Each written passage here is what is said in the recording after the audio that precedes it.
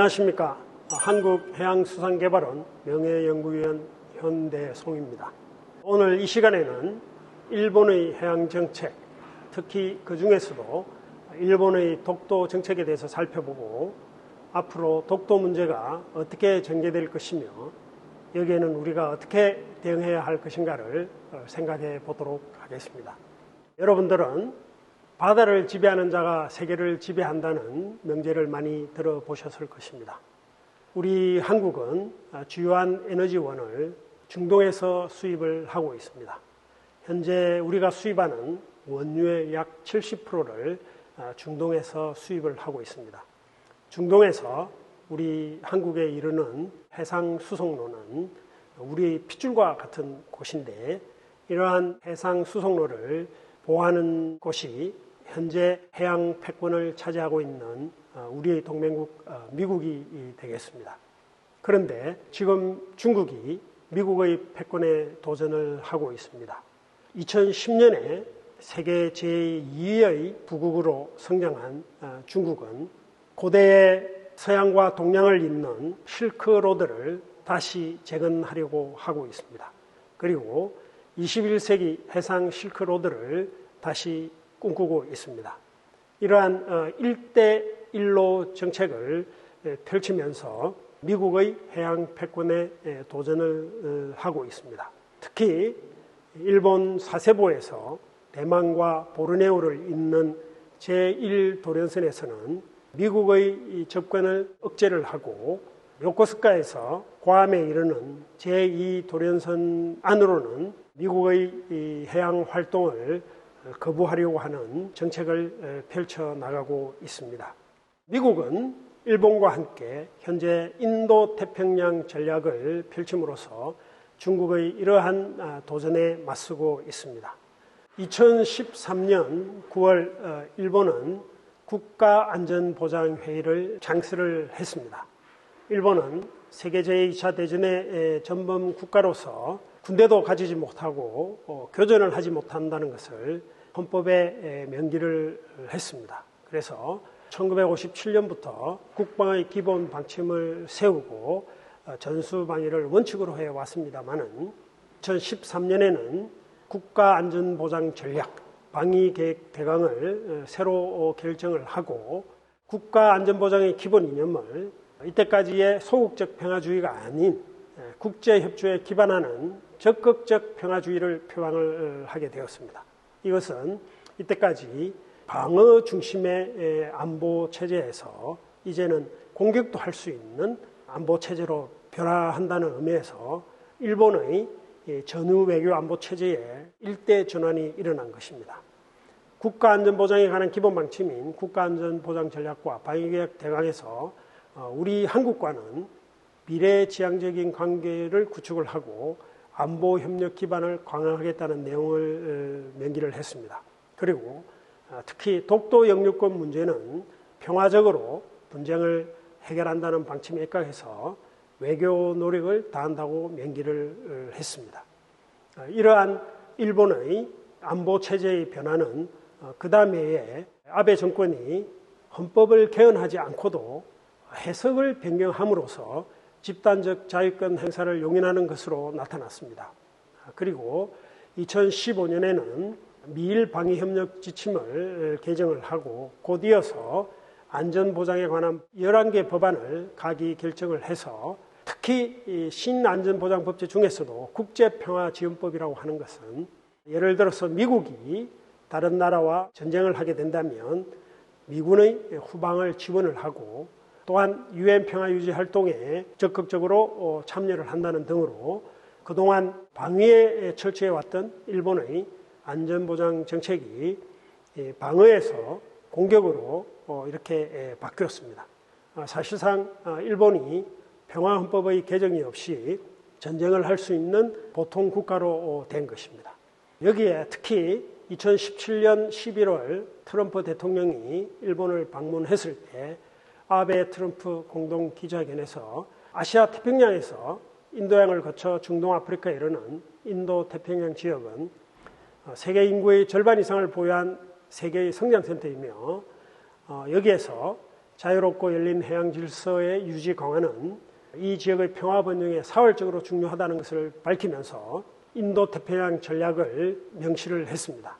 구체적으로 일본과 미국 외에 인도와 호주 등 4개국이 협력해서 또한 여기에 아시아 국가를 끌어들여서 지역적인 협력의 틀을 만들어서 중국의 해양 진출에 대응하겠다는 이러한 구상을 밝혔습니다.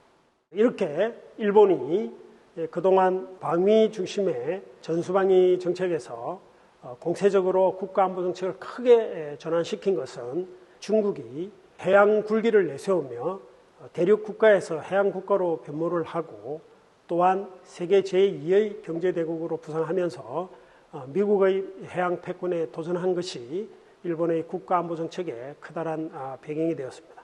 또한 북한 핵 문제와 미국이 유럽에서 아시아 중시로 미국의 안보 정책을 재군형 정책을 펼치면서 여기에 같이 발맞추어서 일본이 국가 안보 정책을 변환을 했습니다. 이러한 안보 정책의 큰 틀 안에서 일본의 해양 정책도 소극적 정책에서 적극적이고 능동적인 해양 정책으로 전환을 하게 되었습니다. 2007년에 일본은 해양 입국을 표방을 하면서 해양기본법을 제정을 했습니다. 그리고 해양기본법에 일본의 수상을 본부장으로 하고 일본의 국무위원들, 내각의 강요들을 본부원으로 하는 종합해양정책본부를 설치하도록 했습니다. 이 종합해양정책본부에서 일본의 해양정책을 통괄하고 지휘를 하도록 한 것입니다. 그동안 일본은 바다로부터 보호되어 왔다고 했습니다. 그런데 바다로부터 보호된 일본에서 이제는 바다를 지키는 일본으로 적극적이고 능동적인 공세적인 해양 정책으로 전환을 하게 된 것입니다. 이러한 해양기본법에 의해서 5년마다 2008년부터 2018년까지 해양기본계획을 책정을 했습니다. 2008년, 2013년에 제1차와 제2차 해양기본계획을 세웠고 2018년 올해는 제3차 해양기본계획을 수립을 했습니다. 지난 제1차, 2차 해양기본계획이 해양에너지 개발, 해양자원 개발에 초점을 맞춘 것과는 달리 제3차 해양기본계획은 새로운 해양 입국에 대한 도전이라고 명시를 하고 9개의 주요 추진 정책을 제시를 했습니다. 특히 우리 독도와 관련이 되는 것은 해양안전보장 범위 확대 및 강화, 그리고 낙도 보전 및 배타적 경제 수역 개발입니다. 일본의 해양 정책이 적극적이고 능동적이 되면서 독도 정책도 마찬가지로 공세적이라고 나올 것을 예상되는 부분이라고 하겠습니다. 이렇게 일본이 공세적인 해양 정책을 펼치는 것은 바로 우리와 독도를 사이에 두고 해양 경계 획정이 아직 이루어지고 있지 않으며 중국의 공세적인 해양 진출 정책에 대응을 하고 중국과의 해양 경계 획정에 임하면서 중국의 공세적인 해양 정책에 맞서서 일본이 관할권을 주장하겠다 하는 의미가 담겨 있습니다. 그동안 우리 한국과 일본 간에는 1945년 해방 후부터 현재까지 크게 6차례의 위기가 있었습니다. 약 10년에 한 번꼴로 독도 위기가 발생을 했습니다. 1952년 우리가 평화선을 선포를 했고 또한 65년에는 한일 기본조약이 맺어졌습니다. 이때도 독도가 크게 문제가 되었습니다. 그리고 1977년에는 일본이 영해법을 개정을 하면서 독도에 대한 영유권을 주장한 적이 있었고 특히 1996년 그동안의 유엔 해양법 협약이 오랫동안 이루어지고 있지 않다가 1996년에 한중일이 유엔 해양법 협약을 비준을 하게 되었습니다. 이때 우리가 독도에 선착장을 건설을 할 때 일본이 크게 항의를 하면서 큰 외교 문제로 발전을 했었습니다. 그리고 2005년에는 일본이 독도를 불법 편입한 100주년이 되는 해에 시마네현이 다케시마의 날을 제정하는 조례를 제정을 했습니다. 그래서 이때 한일 간에 독도를 사이에 두고 위기적 상황이 발생을 했었고 2012년에는 이명박 대통령이 독도를 방문함으로써 일본이 크게 항의를 했습니다. 그리고 2013년부터는 일본이 학습 지도 요령을 개정을 하면서 일본의 초중고 학생들에게 독도를 일본의 고유 영토로 가리키는 것을 시작을 했습니다. 이렇게 큰 틀에서 보면 10년에 한 번꼴로 위기 상황이 국제정치 시스템의 변화, 국제해양법 질서의 변화, 그리고 일본의 정치 시스템의 변화와 함께 이루어졌습니다. 우선 최근 10년간 일본의 독도 정책에 대해서 잠깐 살펴보면 2013년에 아베 수상이 제2기 임기를 시작을 했을 때 일본의 내각 관방에 영토주권 대책기획 조정실을 설치를 함으로써 수상 직속 기관인 이 내각 관방에 영토 문제를 다루는 기획조정실이 설치되어서 영토 문제를 직접 관장을 했습니다. 그리고 일본의 외무성은 매년 외교청서를 발표를 하고 방위성은 방위백서를 발표를 하고 있습니다. 4, 5월에는 일본 외무성, 7, 8월에는 방위성이 각각 외교청서와 방위백서를 발표를 하면서 독도에 관련해서 기술을 하고 있습니다. 일본의 고유영토인 독도를 한국이 불법 점거하고 있다. 그리고 독도는 일본의 고유영토다라는 주장을 외교청서와 방위백서에서 매년 하고 있습니다. 그래서 3월 말이면 일본 문부과학성이 교과서 검정, 그리고 4월에는 일본 외무성이 외교청서 발표, 그리고 7, 8월에는 방위성이 방위백서를 발표를 하면서 독도에 관한 주장을 꾸준히 하고 있습니다. 이러한 정책은 매년 되풀이되고 있습니다. 2016년, 2017년, 2018년, 그리고 2019년, 20년 꾸준히 문부과학성, 외무성, 방위성이 매년 교과서 검정, 그리고 외교청서, 방위백서를 통해서 우리 독도에 관해서 도발을 해오고 있습니다. 그리고 지난 5월 30일에는 일본 정부는 우리 한국의 독도 해양 조사에 항의를 해왔습니다. 이렇게 꾸준히 교과서 검정, 외교청서, 방위백서 발표와 더불어 여러 기회가 있을 때마다 독도 문제에 대해서 일본 정부는 항의를 해오고 있습니다. 그런데 일본의 독도 정책을 큰 틀에서 보면 독도는 일본의 고유영토라는 주장과 그리고 이 문제를 국제사법재판소에 가서 해결하자는 큰 주장을 두 가지 축으로 펼치고 있습니다. 그리고 이 사이에 영해법이라든지 유엔 해양법 협약이라든지 이런 법률에 맞추어서 법과 제도를 대내적으로 정비를 하고 그리고 영토 교육을 점점 강화해 오고 있습니다. 그리고 해외 홍보를 강화를 하고 있으며 영토 주권 대책기획 조정실처럼 영토 문제를 전담하는 기구를 설치해 나가고 있습니다. 큰 틀에서 보면 고유영토 주장 그리고 국제사법재판소 제소라는 적극적 공세를 하고 난 다음에는 대내적으로 법제도를 정비를 하고 영토 교육을 강화를 한다든지 홍보를 강화를 한다든지 하는 소극적 공세를 펼치고 있습니다. 적극적 공세 후에는 소극적 공세, 소극적 공세 다음에 적극적 공세를 하는 이러한 주장들을 단순 반복하는 것이 되겠습니다. 이렇게 살펴보았듯이 일본의 독도 정책은 일본의 대내 국내 정치 시스템 그리고 국제 질서의 변화라는 국제 정치 시스템 변화 그리고 국제 해양법 질서의 변화라는 큰 구조 변동하고 상호 연동되고 있습니다. 그리고 일본의 내정, 한국의 내정이 서로 상호 작용하면서 장기간에 걸쳐서 일본의 독도 정책은 서서히 강화되어 왔다고 볼 수가 있겠습니다. 다시 강조를 하자면 일본의 독도 정책의 대외적 요인은 국제 질서의 변화, 특히 국제 해양법 질서의 변화, 그리고 냉전 체제의 붕괴라는 이러한 구조적 변화와 같이 맞춰서 독도 정책이 점점 강화되어 왔습니다. 특히 일본의 대내적 요인이 더욱더 일본의 독도 정책을 공세적으로 만드는 요인이 되어가고 있습니다. 1993년에는 일본이 전후 줄곧 유지해왔던 자민당 일당 우위 체제가 끝나면서 야당으로 밀려났습니다. 이럴 때 영토 문제에 대해서 목소리를 더욱 높이기 시작했고, 다시 재집권하고 난 뒤에도 영토 문제에 관해서는 고삐를 늦추지 않고 있습니다.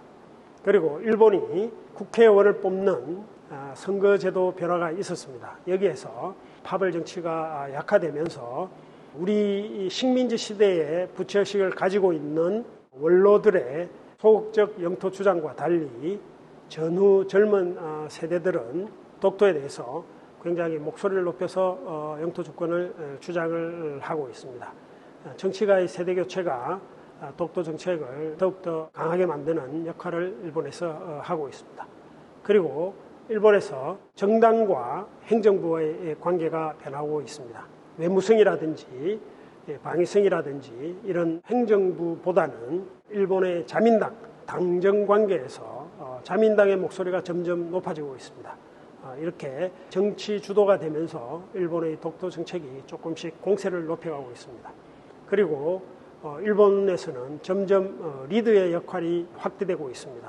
수상의 역할이 확대가 되면서 관저가 주도하는 정치가 되어가고 있습니다. 여기에서 수상이 영토 문제에 관해서는 점점 발언 수위를 높여가고 있다고 볼 수가 있겠습니다. 일본의 앞으로 남은 정책 선택지가 무엇일 것이냐를 살펴보도록 하겠습니다. 지금과 마찬가지로 일본은 대내적으로는 영토 교육을 강화하면서 이러한 교육을 애국심과 연계시키면서 강화해 나갈 것입니다. 그리고 독도에 대한 영유권의 정당성을 점점 주장을 할 것입니다. 그리고 우리에게는 국제사법재판소에 공동제소를 하자 하는 요구를 할 것이며, 대외적으로는 일본의 영유권의 정당성의 홍보 활동을 더욱더 공세적으로 펼쳐나갈 것입니다. 만약에 우리 한국과의 관계 개선을 전혀 고려하지 않는다고 가정하면 가장 급격한 공세적인 정책은 독도 문제 해결을 위한 장관급 회담을 하자, 강요급 협의를 요구를 해올 것입니다.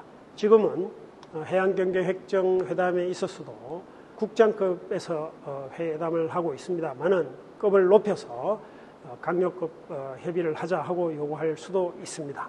그리고 시마네현에서 요구하고 있는 것입니다만은 북방 영토와 마찬가지로 다케시마에 관해서도 자료관을 건립해 달라 하는 요구를 시마네현이 하고 있습니다. 그래서 다케시마 자료관을 건립을 한다든지, 매년 2월에 시마네현에서 개최되고 있는 다케시마의 날 기념 행사에 현재는 대신 정무관이 참가를 하고 있습니다.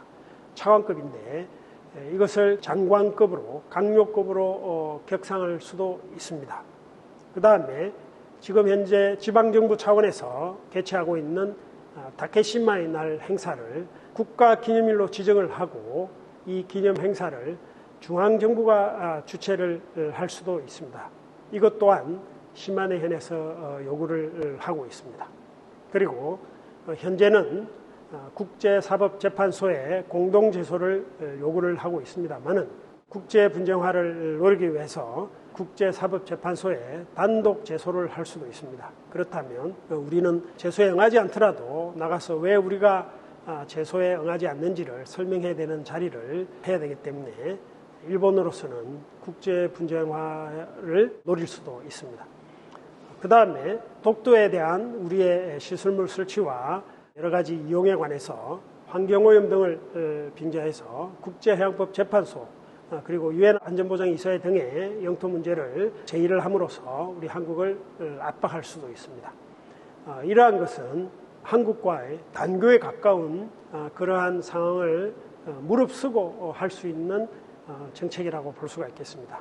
그렇지만 일본이 현재 처하고 있는 대외관계 그리고 일본의 대내 정세를 감안할 때 이러한 급격한 현상 변경을 시도할 가능성은 상당히 희박하다고 볼 수가 있겠습니다. 여기에 대해서 우리 한국 정부의 입장은 단호합니다. 독도는 역사적, 지리적, 국제법적으로 우리의 고유 영토이다. 독도에 대한 영유권 문제는 없으며 독도 문제는 외교 교섭이나 사법적 해결의 대상이 될 수 없다. 정부는 독도에 대한 어떠한 도발에 대해서도 단호하고 엄중하게 대응하고 장기적 전략적인 차원에서 영토 주권 수호 및 주권 행사를 지속적으로 추진하고 있다. 이렇게 밝히고 있습니다. 우리 정부는 독도에 대한 입장은 이렇게 명확합니다. 그런데 일본 정부가 계속해서 독도를 일본의 영토라고 주장하며 우리가 독도에 대한 불법 점거를 하고 있다. 이렇게 계속해서 주장할 것도 명력관화합니다. 이러한 주장을 일본이 스스로 처리하지 않는다면 독도 문제를 평화적으로 해결하기는 상당히 어려울 것으로 전망이 됩니다. 그리고 아까 살펴보았듯이 일본은 교과서 검정, 외교청서, 방위백서 등의 발행으로 매년 정기적으로 독도에 대해서 도발을 하고 있으며 수시로 우리의 주권 행사에 대해서 항의를 하고 있습니다. 그런데 여기에 대해서 우리가 과민하게 반응을 한다면 일본은 오히려 이것을 기회로 삼을 수가 있습니다. 일본이 지금 노리고 있는 것은 독도 문제를 국제 분쟁화해서 이것을 국제사법재판소에 끌고 가서 해결을 하려고 하고 있는 만큼 우리는 일본이 도발을 해오더라도 조용하게, 그렇지만 단호하게 대응하는 것이 최선책이라고 생각을 하고 있습니다. 독도 문제가 더 이상 큰 문제가 한일간에 되지 않도록 위기 관리를 하는 수준에서 대응을 할 필요가 있습니다. 전체적으로 봐서 일본은 우리의 이웃입니다. 영토 문제가 있지만 이 문제로 일본과 완전히 벽을 쌓고 살 수는 없습니다. 북한 핵 문제 그리고 중국의 공세적인 해양 정책 여기에 대해서는 한국과 일본이 서로 협조해 나갈 필요도 있습니다. 그래서 영토 문제와 다른 안보 문제, 경제 문제를 분리해서 생각하는 자세가 우리에게는 필요할 것으로 보입니다. 비록 한일 간에 독도 문제가 존재는 하고 있습니다만은 영토 문제에 우리가 단호하게 대응을 하더라도 안보 문제 그리고 경제 문제에 대해서는 일본과 서로 협조할 때는 협조하고 경쟁할 때는 경쟁하는 유연한 대처가 필요하지 않나 이렇게 생각하고 있습니다. 이상으로 오늘 이 시간에는 일본의 해양 정책과 독도 정책 그리고 독도 문제의 향후 전망 그리고 여기에 우리가 어떻게 대응할 것인가를 생각해 보았습니다. 이상입니다. 감사합니다.